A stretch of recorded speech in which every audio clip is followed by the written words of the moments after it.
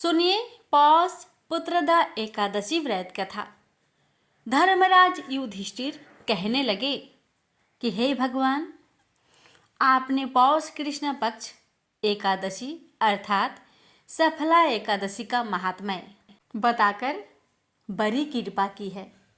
अब आप कृपा करके मुझे पौष माह के शुक्ल पक्ष की एकादशी के विषय में भी बतलाइए। इस एकादशी का क्या नाम है तथा इसके व्रत का क्या विधान है, इसकी विधि क्या है, इसका व्रत करने से किस फल की प्राप्ति होती है और उसमें कौन से देवता का पूजन किया जाता है।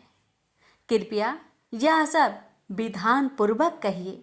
भगवान श्री कृष्ण बोले, पौष माह के शुक्ल पक्ष में आने वाली इस एकादशी को पौष पुत्रदा एकादशी कहा जाता है।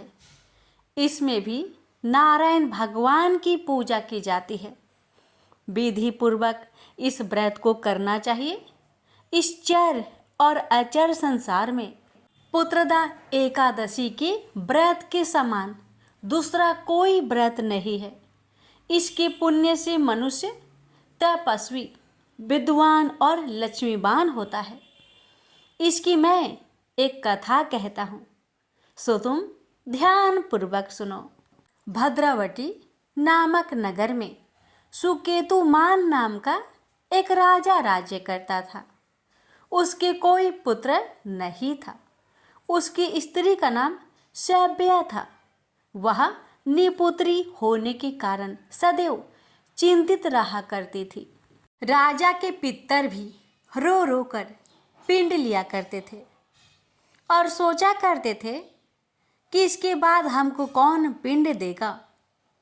राजा के भाई बांधव, धन, हाथी, घोड़े, राज्य और मंत्री, इन सब में से किसी से भी संतुष्ट नहीं होता था।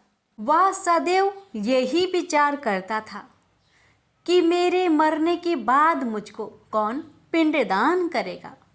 बिना पुत्र के पितरों और देवताओं का ऋण मैं कैसे चुका सकूंगा। जिस घर में पुत्र न हो उस घर में सदैव अंधेरा ही रहता है। इसलिए पुत्र उत्पत्ति के लिए प्रयत्न करना चाहिए।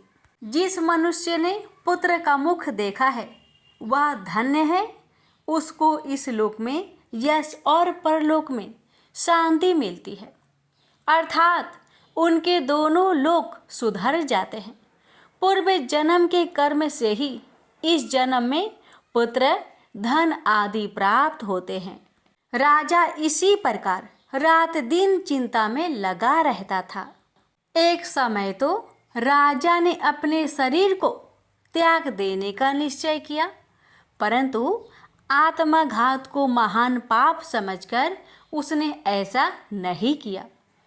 एक दिन राजा ऐसा ही विचार करता हुआ अपने घोड़े पर चढ़कर वन को चल दिया तथा पंछियों और वृक्षों को देखने लगा। उसने देखा कि वन में मृग, बाघ, सुअर, सिंह, बंदर, सर्प आदि सब भ्रमण कर रहे हैं। हाथी अपने बच्चों और हथिनियों के बीच घूम रहा है। इस वन में कहीं तो गीदड़ अपने कर्कश स्वर में बोल रहे हैं, कहीं उल्लू ध्वनि कर रहे हैं। वन के दृश्य को देखकर राजा सोच विचार में लग गया। इसी प्रकार आधा दिन बीत गया। वह सोचने लगा कि मैंने कई यज्ञ किए, ब्राह्मणों को स्वादिष्ट भोजन से तृप्त किया, फिर भी मुझको दुख प्राप्त हुआ, क्यों? राजा प्यास के मारे अत्यंत दुखी हो गया और पानी की तलाश में इधर उधर फिरने लगा। थोड़ी दूर पर राजा ने एक सरोवर देखा। उस सरोवर में कमल खिले थे तथा सारस, हंस, मगरमच्छ आदि विहार कर रहे थे। उस सरोवर के चारों तरफ मुनियों के आश्रम बने हुए थे। उसी समय राजा के दाहिने अंग फरकने लगे। राजा शुभ शकुन समझकर घोड़े से उतरकर मुनियों को दंडवत प्रणाम करके बैठ गया। राजा को देखकर मुनियों ने कहा, हे राजन, हम तुमसे अत्यंत प्रसन्न हैं। तुम्हारी क्या इच्छा है सो कहो। राजा ने पूछा, महाराज, आप कौन हैं और किस लिए यहाँ आए हैं? कृपा करके बतलाइए। मुनि कहने लगे कि हे राजन, आज संतान देने वाली पुत्रदा एकादशी है। हम लोग विश्वदेव हैं और इस सरोवर में स्नान करने के लिए आए हैं। यह सुनकर राजा कहने लगा कि महाराज, मेरे भी कोई संतान नहीं है। यदि आप मुझ पर प्रसन्न हैं तो एक पुत्र का वरदान दीजिए। मुनि बोले, हे राजन, आज पुत्रदा एकादशी है। आप अवश्य ही इसका व्रत करें। भगवान की कृपा से अवश्य ही आपके घर में पुत्र होगा। मुनि के वचन को सुनकर राजा ने उसी दिन एकादशी का व्रत किया और द्वादशी को उसका पारण किया। इसके पश्चात मुनियों को प्रणाम करके महल में वापस आ गया। कुछ समय बीतने के बाद रानी ने गर्भ धारण किया और 9 महीने के पश्चात उनके एक पुत्र हुआ। वह राजकुमार अत्यंत शूरवीर, यशस्वी और प्रजापालक हुआ। श्री कृष्ण बोले, हे राजन, पुत्र की प्राप्ति के लिए पुत्रदा एकादशी का व्रत करना चाहिए। जो मनुष्य इस महात्म्य को पढ़ता या सुनता है उसे अंत में स्वर्ग की प्राप्ति ही होती है। प्रेम से बोलिए, विष्णु भगवान की जय, माता लक्ष्मी की जय। प्यारे भक्तों, अब जानिए कि साल 2025 में कब है पुत्रदा एकादशी। वृक पंचांग के अनुसार पौष मास के शुक्ला पक्ष की एकादशी तिथि का आरंभ 9 जनवरी 2025 को दोपहर 12:22 पर होगा और अगले दिन 10 जनवरी 2025 को सुबह 10:19 पर समाप्त होगा। ऐसे में उदया तिथि के अनुसार 10 जनवरी 2025 के दिन शुक्रवार को पौष पुत्रदा एकादशी का व्रत रखा जाएगा। पारण का समय रहेगा 12 जनवरी 2025 को सुबह 7:15 AM से 8:21 AM तक। द्वादशी तिथि में एकादशी व्रत का पारण करने का समय है।